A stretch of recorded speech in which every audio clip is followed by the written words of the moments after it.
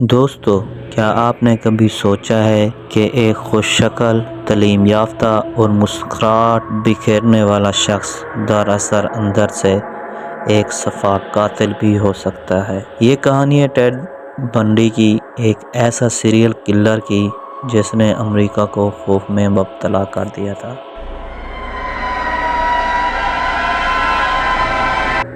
ٹیڈ بنڈی 24 نومبر 1946 کو امریکہ کی ریاست ورمونٹ میں پیدا ہوا۔ بچپن ہی سے وہ مختلف مزاج کا تھا اور ہر وقت کے ساتھ اس کی نفسیات میں بگاڑ آتا گیا، لیکن کوئی بھی یہ اندازہ نہیں لگا سکتا تھا کہ وہ ایک دن درجنوں لڑکیوں کا قاتل بن جائے گا۔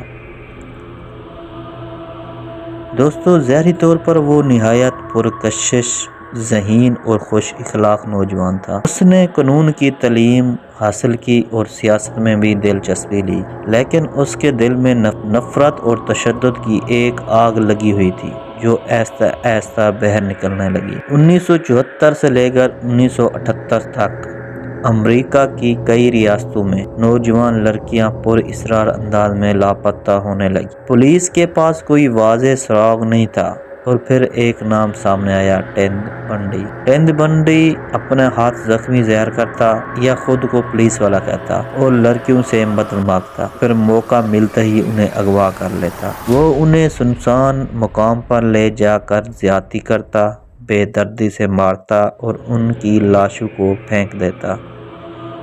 اس کے جرائم صرف قتل تک محدود نہیں تھے، بلکہ وہ بعض دفعہ کئی دن بعد لاشوں کے پاس واپس جا کر ان کے ساتھ شرمناک حرکتیں کرتا۔ یہ سب کچھ اس کے اندر چھپی صفائی کا واضح ثبوت تھا۔ 1975 میں آخرکار بنڈی پولیس کے ہاتھ لگا، مگر یہ کہانی یہیں ختم نہیں ہوئی۔ 1975 میں آخرکار بنڈی پولیس کے ہاتھ لگا مگر کہانی یہیں ختم نہیں ہوئی۔ اس نے جیل سے فرار حاصل کیا۔ فرار کے دوران اس نے مزید لڑکیوں کو نشانہ بنایا، جن میں فلوریڈا میں ایک ہاسٹل کی 2 طالبات کا قتل شامل تھا۔ پھر 1978 میں وہ دوبارہ گرفتار ہوا، اب کی بار شواہد اتنے مضبوط تھے کہ اسے بچانا ممکن نہ تھا۔ دوستو، عدالت میں اس نے خود اپنا وکیل بننے کی کوشش کی، لیکن آخرکار اسے سزائے موت سنا دی گئی۔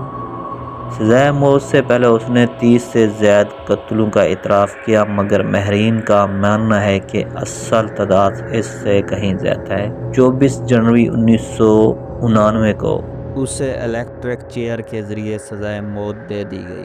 جیل کے باہر خوشی منانے والے لوگ موجود تھے، کیونکہ ان کے لیے یہ دن ایک خوفناک باب کے بند ہونے کا دن تھا۔ ٹیڈ بنڈی کی کہانی ہمیں یہ سکھاتی ہے کہ ہر مسکراہٹ کے پیچھے بھروسہ نہیں کیا جا سکتا۔